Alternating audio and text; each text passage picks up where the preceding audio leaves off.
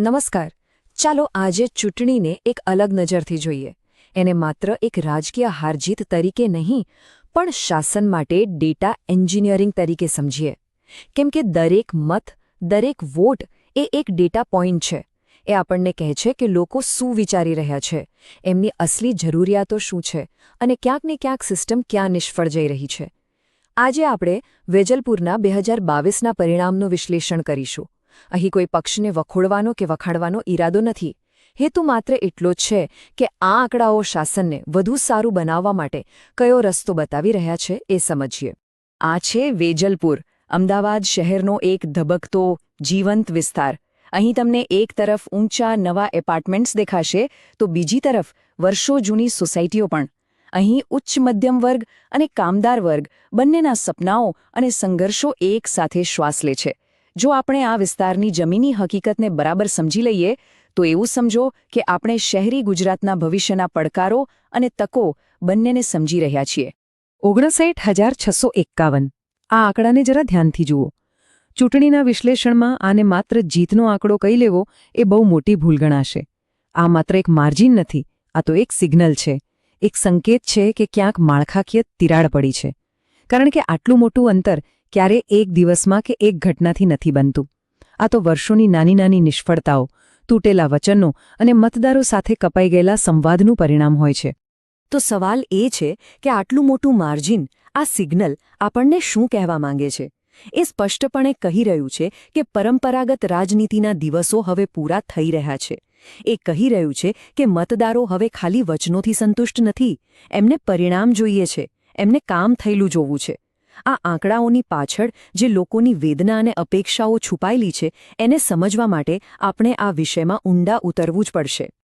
કોઈપણ ડેટા આધારિત વિશ્લેષણની શરૂઆત હંમેશા જ જમીન પરથી જ થવી જોઈએ.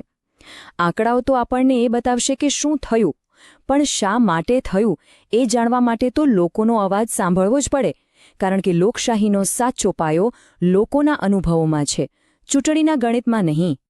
અને જ્યારે આપણે વેજલપુરના લોકોને સાંભળીએ છીએ ત્યારે એક ફરિયાદ વારંવાર સામે આવે છે: પાણી ભરાવાની સમસ્યા. અને સમજો, આ માત્ર ચોમાસામાં થતી નાની મોટી અસુવિધા નથી. આ લોકોની રોજિંદી જિંદગી પર, એમના સ્વાસ્થ્ય પર અને એમના ધંધા રોજગાર પર એક સીધો પ્રહાર છે. જ્યારે રસ્તાઓ જ નદી બની જાય ત્યારે વિચારો, બાળકો સ્કૂલે કેવી રીતે જાય, દુકાનો કેવી રીતે ખુલ્લી રહે? આ એક ગંભીર આર્થિક અને સામાજિક સમસ્યા છે. લોકોના પોતાના શબ્દોમાં એમની પીડા સાંભળો. દર ચોમાસામાં આ જ કહાની છે. ગટરો ઉભરાય છે, રસ્તાઓ દેખાતા બંધ થઈ જાય છે. અમને એવું લાગે છે કે જાણે અમને કોઈ ભૂલી જ ગયું છે. આ શબ્દો પર ધ્યાન આપો, ભૂલી જવામાં આવ્યા છે. આ માત્ર એક નાગરિક ફરિયાદ નથી, આ શાસન વ્યવસ્થા પરથી ઉઠી ગયેલા વિશ્વાસનો અવાજ છે. આ નાગરિકોની હતાશા છે. અને આ ખાલી લોકોની લાગણીની વાત નથી. સત્તાવાર આંકડા પણ આ જ વાર્તા કહી રહ્યા છે. 2024ના ચોમાસામાં પાણી ભરાવાના 157 સ્થળો નોંધાયા. એની પહેલાં આ આંકડો 125 હતો. આનો સીધો મતલબ શું થયો? એ જ કે સમસ્યાનો ઉકેલ નથી આવી રહ્યો, બલકે સમસ્યા દર વર્ષે વધુ ગંભીર બની રહી છે. આ શાસનની યોજના અને એના અમલીકરણ બંનેમાં રહેલી નિષ્ફળતા સ્પષ્ટપણે દર્શાવે છે. અને જ્યારે નાગરિક સુવિધાઓ આ રીતે તૂટી પડે છે ને, ત્યારે વાત લોકોના જીવ પર આવી જાય છે.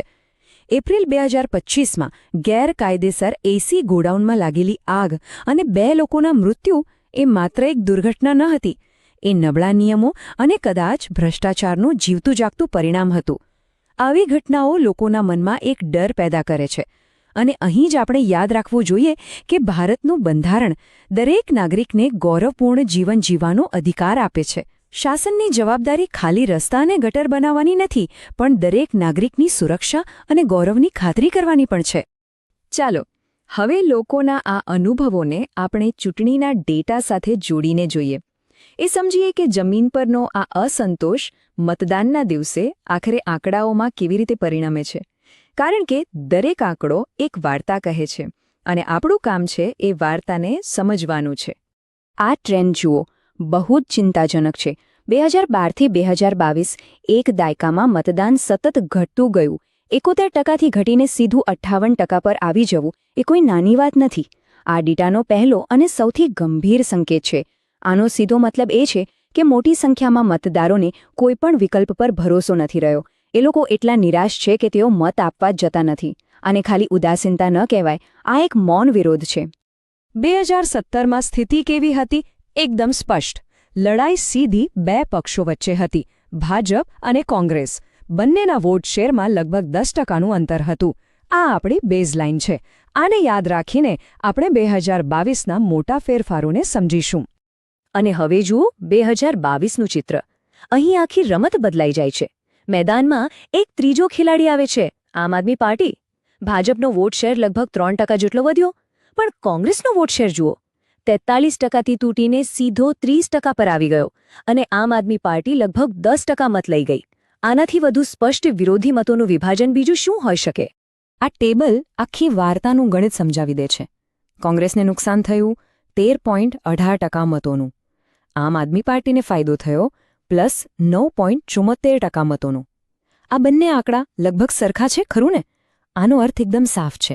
જે મતદારો કોંગ્રેસથી નારાજ હતા એમણે પોતાનો મત આમ આદમી પાર્ટીને આપ્યો. આ વોટ ટ્રાન્સફરનું ઉત્તમ ઉદાહરણ છે, જ્યાં વિરોધનો મત એક જગ્યાએથી બીજી જગ્યાએ ખસી ગયો, પણ શાસક પક્ષને એની કોઈ ખાસ અસર ન થઈ. તો હવે આપણે આ પરિણામનું નિદાન કરી શકીએ છીએ. આટલા મોટા માર્જિન પાછળ બે મુખ્ય કારણો જવાબદાર છે. પહેલો, મતદારોની ઉદાસીનતા, જે આપણને ઘટતા મતદાનમાં દેખાય છે, અને બીજું, મતોનું વિભાજન, જે ત્રીજા પક્ષના આવવાથી થયો. આ બંને પરિબળો જ્યારે ભેગા થયા ત્યારે આ પરિણામ આવ્યું. આ બે શક્તિઓને બરાબર સમજો. એક તરફ કોંગ્રેસ પોતાના પરંપરાગત મતદારોને એ વિશ્વાસ જ ન અપાવી શકી કે તે શાસનનો સારો વિકલ્પ બની શકે છે, એટલે એ લોકો મત આપવા જ ના આવ્યા. આ છે મતદારની ઉદાસીનતા. બીજી તરફ જે લોકો શાસનથી નારાજ હતા અને બદલાવ ઈચ્છતા હતા, એમના મત કોંગ્રેસ અને આમ આદમી પાર્ટી વચ્ચે વહેંચાઈ ગયા. આ છે મતોનું વિભાજન. રાજનીતિ વિજ્ઞાનમાં આને સ્પોઇલર ઇફેક્ટ કહેવામાં આવે છે. એટલે કે જ્યારે કોઈ ત્રીજો પક્ષ મેદાનમાં આવીને મુખ્ય વિરોધ પક્ષના મત કાપી જાય અને એની જીતવાની તકને બગાડી નાખે. પણ વેજલપુરના કિસ્સામાં આ વાત ખાલી ગણિત પૂરતી સીમિત નથી. આ એ પણ બતાવે છે કે મતદારો કંઈક નવું શોધી રહ્યા હતા, એક નવા પ્રકારની રાજનીતિ, જે મુખ્ય વિરોધ પક્ષ એમને આપવામાં નિષ્ફળ રહ્યું. સારું, તો સમસ્યા તો સમજાઈ ગઈ. હવે એનો ઉપાય શું? આ ડેટાનો ઉપયોગ માત્ર હારનું વિશ્લેષણ કરવા માટે નહીં, પણ ભવિષ્યમાં જીતનો પાયો નાખવા માટે કેવી રીતે થઈ શકે? નાગરિકોની ફરિયાદોને એક મજબૂત રાજકીય જનાદેશમાં કેવી રીતે ફેરવી શકાય? ચાલો એની એક સ્પષ્ટ રૂપરેખા જોઈએ. આખી વ્યૂહરચના 3 મજબૂત પાયા પર ટકેલી છે. પહેલો, સ્થાનિક મુદ્દાઓ પર અત્યંત ઊંડું અને સચોટ ફોકસ. બીજો, જમીન પર લોકો સાથે ફરીથી જીવન સંપર્ક સ્થાપિત કરવો. અને ત્રીજો, ડેટા અને ટેકનોલોજીનો સ્માર્ટ અને જવાબદાર ઉપયોગ. ચાલો આ ત્રણેયને થોડું વિગતવાર સમજીએ. પહેલો પાયો, લોકોની અસલી સમસ્યાઓ. ઝુંબેશનો મુખ્ય મુદ્દો રાષ્ટ્રીય રાજનીતિ નહીં, પણ વેજલપુરની ગટરો અને લોકોની સુરક્ષા હોવો જોઈએ. શાસક પક્ષના મોટા વચનો અને જમીન પરની હકીકત વચ્ચેનો તફાવત પુરાવા સાથે લોકો સામે મૂકો. આરટીઆઈ દ્વારા માહિતી મેળવીને બતાવો કે કયા પ્રોજેક્ટ્સ ખાલી કાગળ પર છે. આખી વાત લોકોના રોજિંદા જીવનને સરળ બનાવવાની હોવી જોઈએ. બીજો પાયો, લોકો સાથે ફરીથી જોડાઓ, જમીન પર ઉતરો. રાજનીતિ એર કન્ડિશન ઓફિસમાંથી નથી થતી, એ શેરીઓ અને મોહલ્લાઓમાં થાય છે. બૂથ સ્તરની ટીમોને ફરીથી સક્રિય કરો, ઘરે ઘરે જઈને લોકોનો સંપર્ક કરો, પદયાત્રાઓ કરો, દરેક વોર્ડમાં નાની નાની સભાઓ કરીને લોકોની સમસ્યાઓ સાંભળો. આનાથી તૂટેલો વિશ્વાસ ફરીથી બંધાશે. ત્રીજો અને સૌથી આધુનિક પાયો, ટેકનોલોજીનો સાચો અને જવાબદાર ઉપયોગ. ચૂંટણીના ડેટાનો ઉપયોગ એવા વિસ્તારો શોધવા માટે કરો જ્યાં મતદાન ઓછું થયું હતું, અને એ મતદારો સુધી પહોંચો. વોટ્સએપ અને ફેસબુક પર સ્થાનિક નિષ્ફળતાઓને ઉજાગર કરતા ટૂંકા વિડીયો અને ઇન્ફોગ્રાફિક્સ શેર કરો. પણ અહીં એક વાત ખાસ યાદ રાખવાની છે. ભારતના digital personal data protection DPDP કાયદાનો સન્માન કરવું. લોકોનો ડેટા એમની મંજૂરી વગર અને એમની જાણ બહાર વાપરવો નહીં. ટેકનોલોજીનો ઉપયોગ લોકોનો અવાજ દબાવવા માટે નહીં, પણ સાંભળવા માટે થવો જોઈએ. આ જ નૈતિક ઉપયોગ છે જે લાંબા ગાળે વિશ્વાસ વધારે છે. અંતે આ બધી વાતોનો સાર શું છે?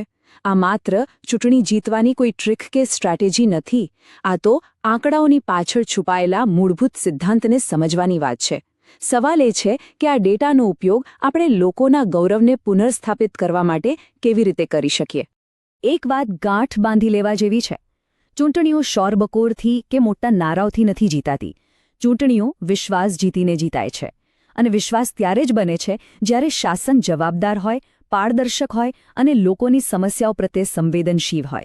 જ્યારે કોઈ સામાન્ય નાગરિકની ફરિયાદને ગંભીરતાથી સાંભળવામાં આવે છે અને એનો સમયસર નિકાલ થાય છે, ત્યારે સાચા અર્થમાં વિશ્વાસનું નિર્માણ થાય છે. તો આ ડેટા આપણને રસ્તો બતાવી રહ્યો છે. એ આપણને સ્પષ્ટપણે કહી રહ્યો છે કે સિસ્ટમમાં ક્યાં તકલીફ છે. હવે સવાલ એ છે કે આ જ્ઞાનનો ઉપયોગ કરીને આપણે શું બનાવીશું? શું આપણે ફક્ત સત્તા સુધી પહોંચવાનો રસ્તો બનાવીશું કે પછી એક એવું શાસન બનાવીશું જે ખરેખર લોકોની સેવા કરે અને એમના જીવનમાં સકારાત્મક પરિવર્તન લાવે? પસંદગી આપણી છે અને એના પરિણામની જવાબદારી પણ આપણી જ રહેશે. જો તમે લોકો કેન્દ્રિત નેતા બનવા અને તમારા મત વિસ્તારનો વિકાસ કરવા માંગતા હો તો blueprintstrategies.ai નો mgr@blueprintstrategies.ai પર સંપર્ક કરો અથવા 08042041602 પર ફોન કરો. રાજનીતિથી પરે એક ઉદ્દેશ્ય,